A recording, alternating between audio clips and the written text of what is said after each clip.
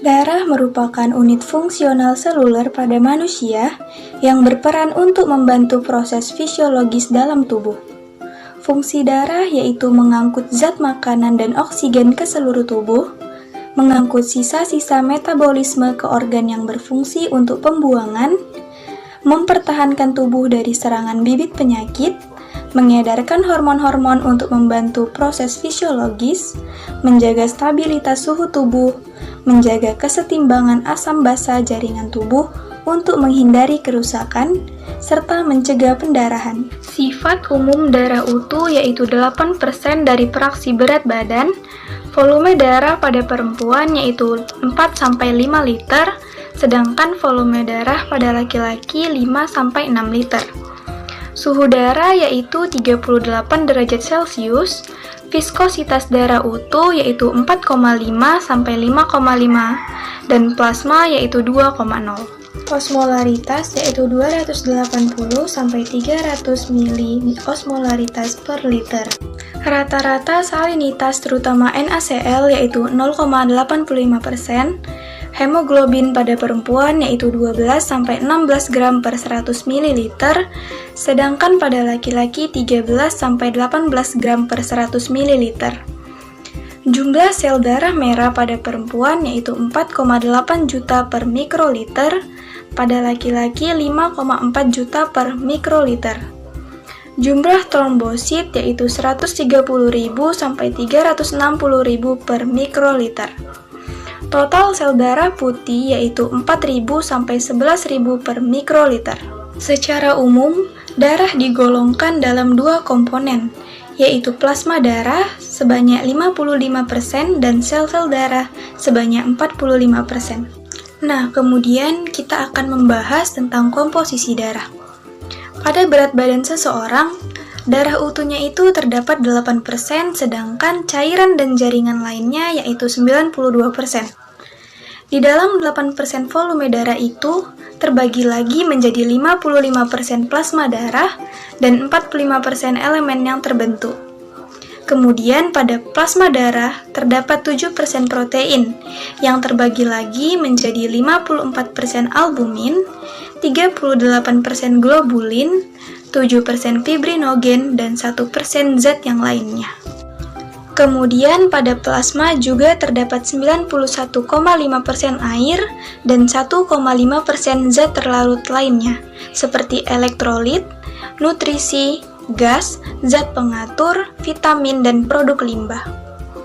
Pada elemen yang terbentuk terdapat 150.000 sampai 400.000 trombosit, 5.000 sampai 10.000 sel darah putih yang terdiri dari 60 sampai 70% neutrofil, 20 sampai 25% limfosit, 3 sampai 8% monosit, 2 sampai 4% eosinofil dan 0,5 sampai 1% basofil. Dan 4,8 sampai 5,4 juta sel darah merah. Kemudian membahas tentang komposisi plasma. Plasma terdiri dari 7% protein plasma, 1% zat terlarut lainnya, 92% air untuk mengangkut molekul organik dan anorganik. Fungsi protein plasma yang pertama koagulasi darah, yaitu fibrinogen menjadi fibrin. Yang kedua mekanisme pertahanan darah, imunoglobulin. Yang ketiga mekanisme transport, albumin, transport globulin hormon, gas, dan enzim. Yang keempat, pemeliharaan tekanan osmotik di dalam darah. Yang kelima, keseimbangan asam dan basa. Yang keenam, memberikan kekentalan darah. Yang ketujuh, memberikan stabilitas suspensi sel darah merah. Dan yang terakhir, sebagai cadangan protein. Ini adalah gambar unsur darah. Pada unsur darah ini terdapat monosit, trombosit, limfosit kecil, limfosit besar, neutrofil, basofil, eritrosit, dan neutrofil muda. Nah, setelah kita membahas tentang darah dan plasma darah, sekarang kita akan melanjutkan ke sel-sel darah. Sel-sel darah itu terdiri dari yang pertama eritrosit atau yang biasa dikenal dengan sel darah merah, yang kedua leukosit, sel darah putih, dan yang ketiga trombosit, keping-keping darah. Pada darah terdapat pembentukan darah atau yang biasa disebut hematopoiesis, yang artinya pembentukan dan perkembangan sel darah. Pada orang dewasa, elemen seluler diproduksi di sumsum tulang.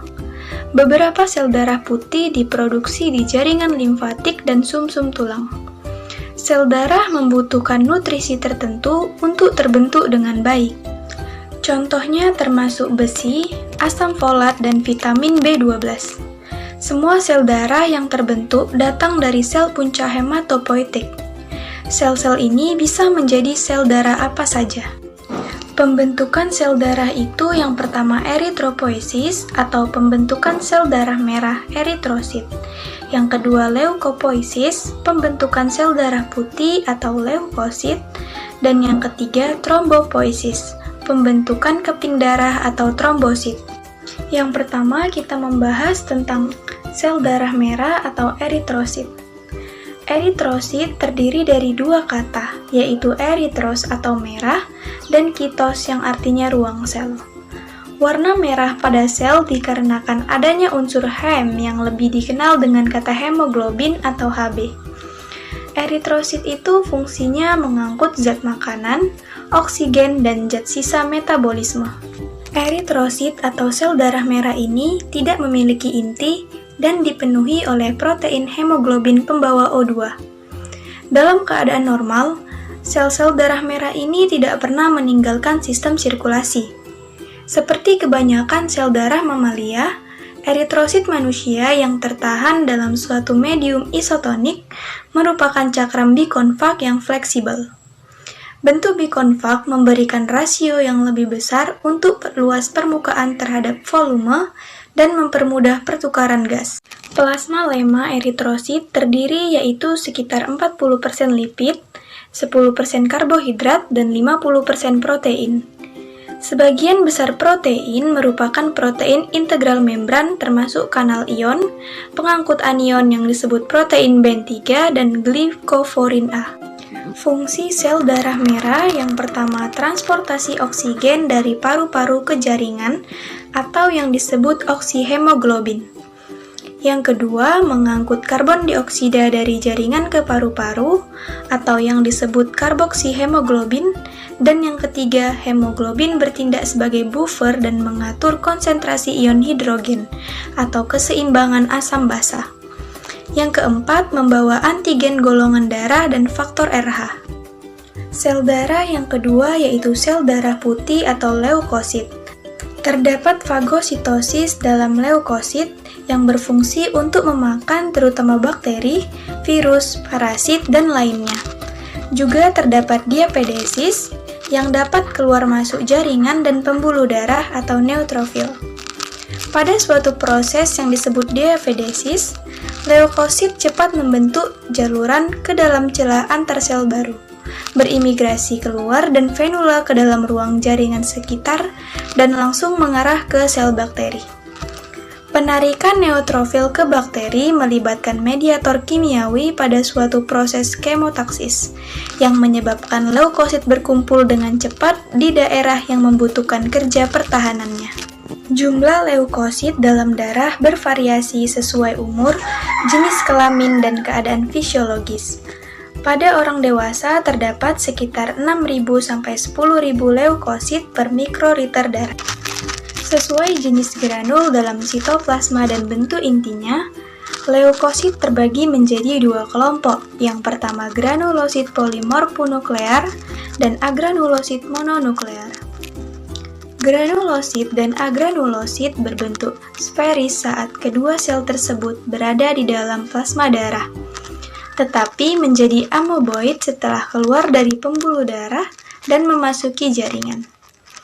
Kelompok granulosit yaitu neutrofil, eosinofil, dan basofil, sedangkan kelompok agranulosit yaitu limfosit dan monosit. Neutrofil memiliki inti. Neutrofil berdiameter sekitar 8-15 mikron. Sitoplasma pada neutrofil mengandung dua jenis granul utama. Granul yang lebih banyak adalah granul spesifik yang sangat kecil dan di dekat ambang batas resolusi mikroskop cahaya, dan granul azurofil yang merupakan lisosom khusus dengan komponen untuk membunuh bakteri yang difagosit. Neutrofil ini aktif selama 6-7 jam dalam darah, dan rentang hidup neutrofil ini sekitar 1-4 dalam jaringan ikat. Neutrofil juga disebut leukosit polimorfonuklear. 50-70% dari sel darah putih yang bersirkulasi. Granula sitoplasma pucat dengan enzim lisosom dan bakterisida atau hidrogen peroksida dan superoksida. Fungsi neutrofil yang pertama, garis pertahanan pertama melawan serangan mikroorganisme. Yang kedua, mesin pembunuh yang kuat dan efektif yang berisi enzim seperti enzim protase, enzim elastase, enzim metaloproteinase, oksidase NADPH, zat seperti antibodi yang disebut defensin. Defensin ini peptida antimikroba yang aktif melawan bakteri dan jamur. Fungsi yang ketiga yaitu faktor agregasi trombosit sekresi atau PAF yang mempercepat agregasi trombosit selama cedera ke pembuluh darah. Eosinofil memiliki inti bilobus yang khas. Sejumlah besar granul spesifik berukuran besar dan lonjong. Granul spesifik eosinofil tampak berbentuk oval dengan banyak inti kristalin pipi yang mengandung protein basa utama. Protein ini juga merupakan 50% dari total protein granul. Protein basa utama bersama-sama dengan peroksidase eosinofilik, enzim dan toksin lain memiliki efek sitotoksik terhadap parasit seperti cacing helminthic dan protozoa. Eosinofil juga memfagositosit kompleks antigen antibodi dan memodulasi respon inflamatorik dengan banyak cara. Sel-sel tersebut merupakan sumber penting faktor yang memperantai reaksi alergi dan asma. Eosinofil disebut juga sebagai asidofil. 2-4% dari sel darah putih yang bersirkulasi. Eosinofil juga berfungsi untuk menyerang parasit yang besar. Selain itu, fungsi eosinofil juga untuk mengeluarkan zat mematikan pada saat terpapar benda asing protein atau parasit. Fungsi yang pertama yaitu eosinofil peroksidase, yang artinya eosinofil membasmi cacing, bakteri, dan tumor sel. Fungsi yang kedua, protein dasar utama yang dapat merusak parasit. Fungsi yang ketiga, protein kationik eosinofil atau ECP yang menghancurkan cacing. Fungsi eosinofil yang terakhir yaitu neurotoksin, turunan eosinofil, menghancurkan serabut saraf atau serat saraf bermialin. Basofil juga berdiameter sekitar 12-15 mikrometer. Basofil kurang dari 1% dari leukosit. Basofil intinya terbagi menjadi 2 atau lebih lobuli irregular, tetapi granul-granul spesifik besar yang berada di atasnya biasa mengaburkan bentuk inti tersebut. Basofil meninggalkan sistem sirkulasi dan terakumulasi dalam cairan interstisial pada tempat infeksi atau peradangan, melepas toksin yang membunuh mikroorganisme penyusup dan parasit. Granula basofil melepaskan beberapa zat penting seperti yang pertama histamin, reaksi hipersensitivitas akut, perubahan vaskular, meningkatkan permeabilitas kapiler. Yang kedua heparin, mencegah pembekuan darah intravaskular. Yang ketiga, asam hyaluronat diperlukan untuk pengendapan tanah zat di membran basal. Yang keempat, protase membesar-besarkan peradangan. Basofil juga memiliki reseptor IgE, reaksi hipersensitivitas. Limfosit berbentuk seperti bola dengan ukuran diameter 6-18 mikron. Limfosit intinya berbentuk sferis, berimigrasi masuk dan keluar dari darah. Sebagian besar limfosit terdapat di jaringan ikat dan organ limfatik. Limfosit dapat dibagi menjadi beberapa kelompok berdasarkan molekul-molekul permukaan yang khas, yang dapat dikenali dengan metode imunositokimia. terutama limfosit T, limfosit B, dan sel pembunuh alami atau natural killer. Limfosit juga memiliki berbagai peran fungsional yang berhubungan dengan reaksi imun dalam pertahanan terhadap serangan mikroorganisme, antigen abnormal atau asing, dan sel-sel kanker. Limfosit dibagi menjadi 3 bagian, yaitu sel T, sel B, dan natural killer. Sel T yaitu imunitas yang diperantai oleh sel. Sel T ini dapat menyerang sel asing secara langsung. Yang kedua, sel B. Imunitas sel B yaitu secara humoral. Sel B juga berdiferensiasi menjadi sel plasma, atau sel B teraktivasi yang mensekresi antibodi. Yang ketiga, sintesis antibodi pembunuh alami sel atau natural killer, mendeteksi dan menghancurkan sel jaringan abnormal atau kanker. Monosit berinti 1 dan monosit adalah agranulosit yang berasal dari sumsum tulang dengan variasi diameter antara 2 sampai 20 mikron.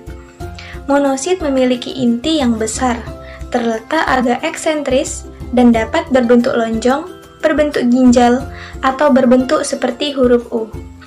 Kromatinnya kurang padat ketimbang pada limfosit dan terpulas lebih terang ketimbang kromatin limfosit besar.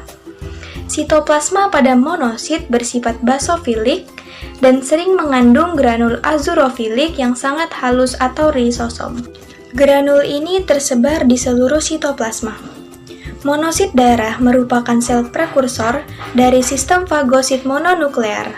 Setelah menerobos dinding venula pasca kapiler, monosit berdiferensiasi menjadi makrofag dalam jaringan ikat, mikroglia dalam SSP, osteoklas dalam tulang, dan lain-lain. Kemudian kita melanjutkan ke sel darah yang ketiga, yaitu trombosit. Platelet darah atau trombosit adalah fragmen sel mirip cakram dan tak berinti dengan diameter 2-4 mikron. Trombosit berasal dari fragmentasi di ujung prosesus sitoplasma yang terjulur dari sel poliploid raksasa yang disebut megakarosit. Trombosit mempermudah pembekuan darah dan membantu memperbaiki robekan atau kebocoran di dinding pembuluh darah yang mencegah kehilangan darah. Nilai hitung trombosit normal berkisar dari 200.000 sampai 400.000 per miklolitel darah. Jangka hidup trombosit dalam darah kurang lebih 10 hari. Pada sediaan apus darah, trombosit sering tampak bergumpal. Setiap trombosit memiliki zona perifer yang terpulas ringan yaitu hyalumer, dan suatu zona sentral yang mengandung granul gelap yang disebut granulom. Klasifikasi sistem sirkulasi terbagi menjadi 2. Yang pertama sistem kardiovaskular atau sirkulasi tertutup, dan yang kedua sistem limfatik atau sirkulasi terbuka. Sistem kardiovaskular berhubungan dengan sistem limfatik. Seluruh sistem dibatasi oleh endotel. Sistem vaskular darah terdiri atas struktur seperti 1 jantung, yaitu suatu organ yang berfungsi untuk memompa darah. Yang kedua, arteri. Serangkaian pembuluh eferen yang makin mengecil sewaktu bercabang dan berfungsi untuk mengangkut darah dan nutrien dan oksigen ke jaringan. Yang ketiga yaitu kapiler. Pembuluh darah terkecil berupa jalinan saluran halus dan rumit yang saling beranastomosis. Yang keempat yaitu vena, terbentuk dari penggabungan kapiler menjadi sistem saluran. Ukurannya makin membesar sewaktu pembuluh ini mendekati jantung, sambil membawa darah ke jantung untuk dipompa kembali. Jantung adalah organ berotot yang berkontraksi secara ritmis, memompa darah melalui sistem sirkulasi. Ventrikel kanan dan kiri memompa darah masing-masing ke paru-paru dan bagian tubuh lain. Atrium kanan dan kiri menerima darah masing-masing dari tubuh dan vena pulmonalis. Dinding keempat ruang jantung terdiri atas 3 lapisan utama atau tunika. Yang pertama endokarium di dalam, miokarium di tengah, dan epikardium di luar.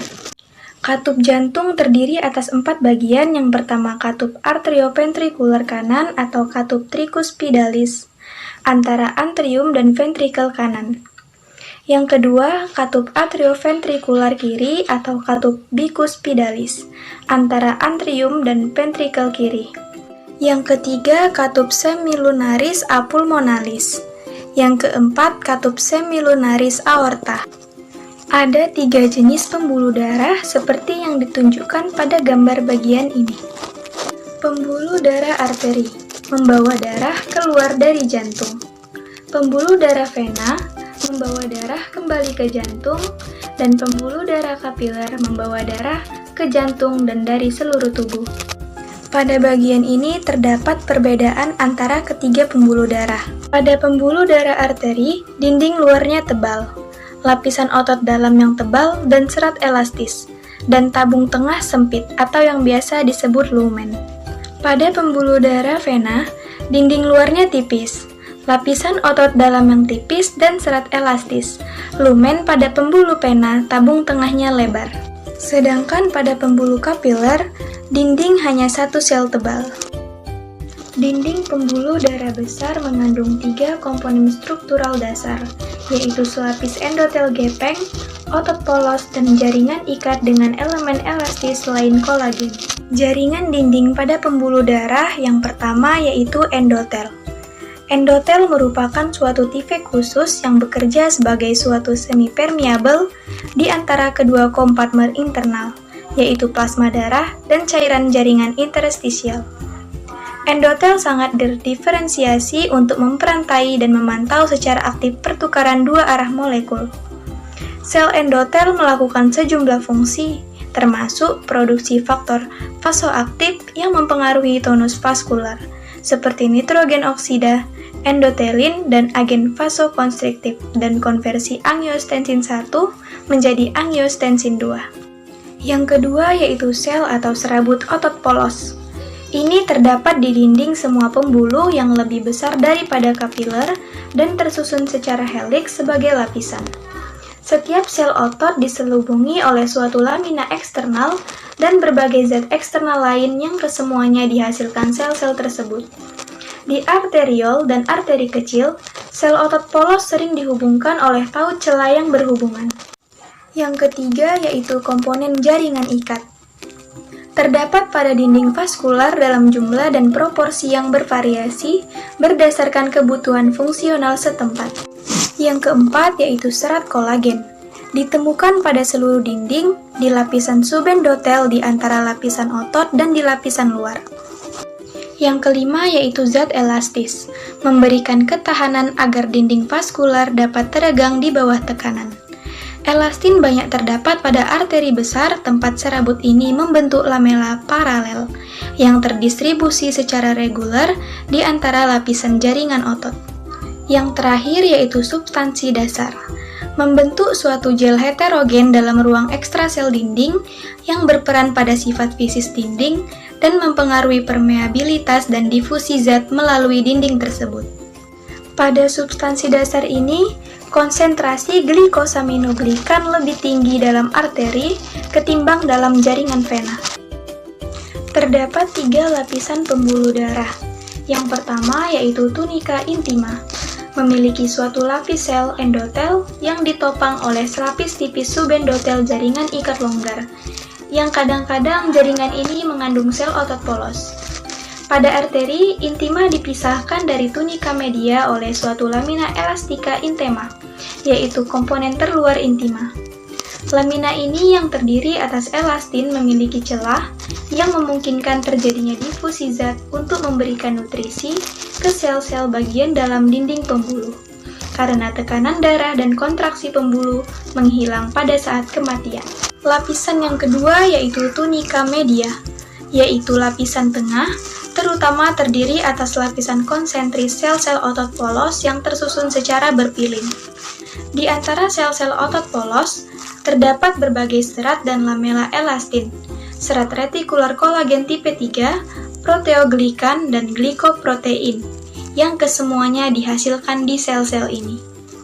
Pada arteri, tunika media memiliki lamina elastika eksterna yang lebih tipis. Lapisan yang ketiga yaitu tunika adventitia atau tunika eksterna. Pada tunika ini terdapat serat kolagen tipe 1 dan elastin lapisan adventitia berangsur, menyatu dengan jaringan ikat stromal organ tempat pembuluh darah berada. Ini adalah gambar dinding pembuluh arteri dan vena. Di sini terlihat ada intima, internal elastik lamina, endotelium, subendotelium, tunica media, tunica adventitia, dan